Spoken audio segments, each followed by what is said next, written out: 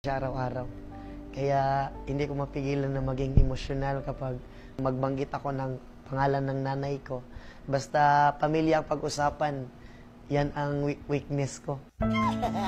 Dahil nasa abroad ang kanyang ina at madalas naman nasa bukid ang kanyang ama, ang kasakasama raw ni Elias noon, ang kanyang Lola Miriam at Lolo Marciano. Dili man bugoy na butaan man. Sa dagan among ako, hinigugma gyud na mo si Dibdib, mao gyud nang gimahal na mo. Sa kanila ako natutulog araw-araw. Sila din ang nagbabantay sa akin, sila ang nagbigay ng allowance. Inspirasyon ka! Dahil sa kanilang pagsisikap, nitong 2023 lang, nakapagtapos si Elias ng criminology. Malaking tulong sa akin. Nasasanay na yung katawan ko sa natrabaho na ganun. Nandito na naman ako, namumunat sa kabukiran. Pero sa halip na maging pulis, sinunod daw niya ang sigaw ng kanyang puso, ang mag-perform.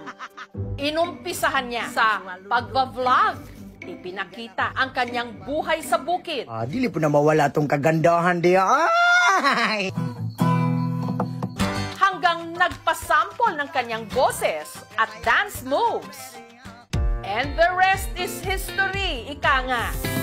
Si Elias na imbitahan na ngayong magtanghal sa iba't ibang mga probinsya ng Mindanao. Napupuno talaga ang isang area kapag nagigig kami. Nararamdaman ko sa aking sarili is proud na proud, masayang masaya. Maraming fans na rin daw ang nagdi-DM o direct message sa kanya. Sinasabihan nila ako na, pwede ba tayo na lang? Pwede bang magkita tayo? Matawa lang din kasi mabait naman ako na tao at saka masarap din. Sa mga humuhopya o umaasa kay Elias, awat na! Tapos na ang laban! Meron nang nanalo at nagpatibok ng kanyang puso. Si Abigail na aminadong selosa. May fans kasi dati, humalik talaga dito. Kasi very territorial ako eh. Yung akin. Tapos ngayon, na-realize ko na since nag-expand na yung circle niya, yung mga tao na nakakasalamuha niya, kailangan ko talagang mag-adjust. Maliban daw sa charm ni Elias, na-fall din daw si Abigail sa puso nito. Makita mo talaga na maganda yung kanyang heart. At meron na rin pala silang anghel, si Apollo. Si Elias talaga is super hands-on sa aming anak. Paano ngayon? Kasi malayo pa sa kanila. Kung siyempre, nasanay ka nga perminti mo sabay. Hangtod niya naabot sa point aing ani, pero okay lang man kay makasabot man po. Hindi biro yung napagdaanan namin. Ngayon, unti-unti na naming naaabot yung mga sinasabi lang namin dati na, hey, Angels ka, unta ka nang makatugtog ka sa kanang big stage. Pang, uli na. Mingaw na ako ni mo, Pang. Buntag! Kahapon lang, umuwi si Elias ng Magpet para bisitahin ang kanyang pamilya. Kamusta? Nagupiraman ka. Hapit nimong birthday, oh. Nakipaglaro siya agad sa kanyang mag-ina na miss na niya. I like it. Ay, laki mo gusto. Agaray! Sinamahan din niya ang kanyang ama na muling mag-tapping sa bukid.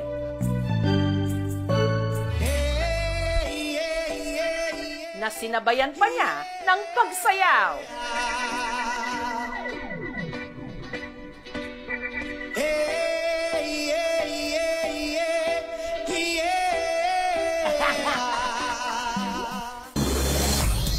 Kinagabihan, diretso naman si Elias sa gig nila sa Cali Fest 2025, Kalinan, Davao City.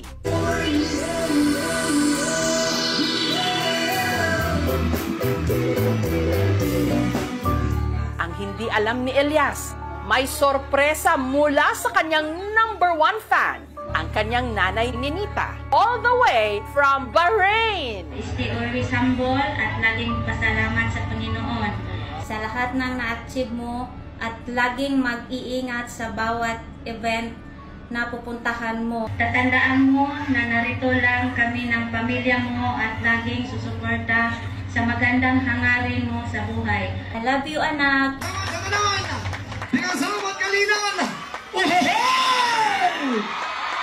Sa ngayon, hindi ko pala kino-confirm ang sarili ko na sikat ako. Paminsan-minsan din, kinakausap ko rin ang sarili ko. Sikat na ba talaga ako?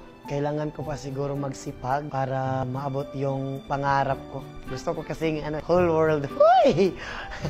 Pangarap ko na maka-show kami sa iba't ibang bansa. Pangarap na lang man din ako, lubos-lubosin ko na lang. Lipad, saan ang gusto mo? Patuloy ka lang sa mga pangarap mo. Tama yan, Elias. Pag nangarap ka, taasan mo na at ipakita sa buong mundo ang talento ng Tubong Mindanao. Aim high and huha-ha!